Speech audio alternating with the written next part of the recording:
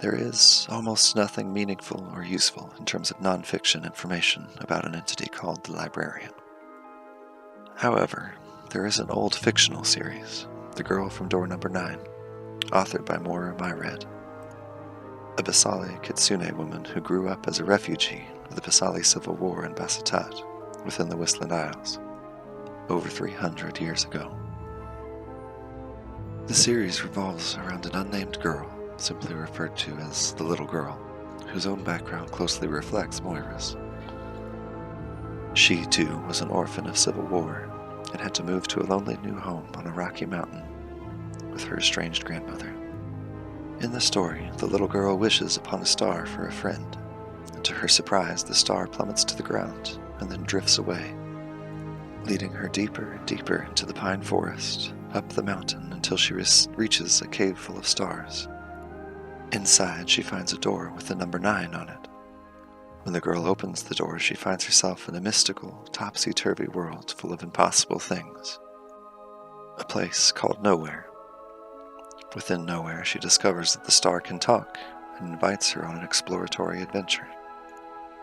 The girl and the star travel through Nowhere, encountering many different obstacles, puzzles, riddles, and curiosities, but almost never any other people or living things. Eventually, however, they stumble upon a giant castle, and within that castle they find a giant man made of stars, the Librarian. The Librarian invites the girl in and is very friendly. It's a big place, Nowhere, filled with many things which are not, even more things that cannot be, and very few things that truly are. Yet here you are, but you mustn't tarry, unless you are not truly, or before long you really shan't be. And while there are a great many things Nowhere that are not and never have been, it is a great sadness for a thing that is and may yet be to suddenly be not, especially one as young as yourself.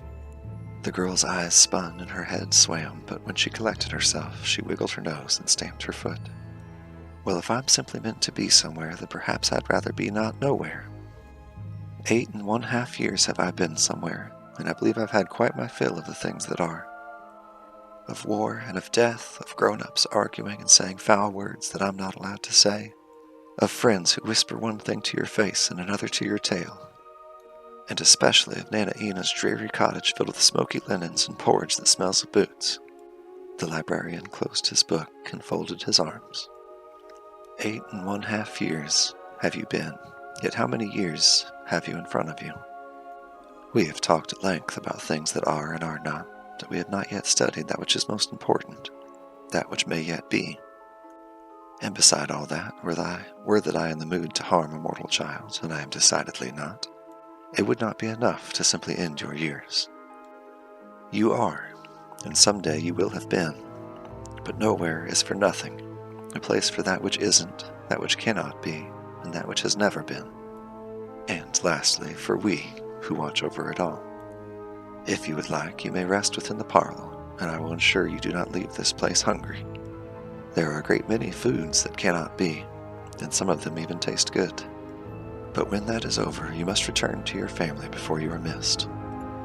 Should you linger too long, a century may pass in the bat of an eyelash, and think of all the trouble that would cause.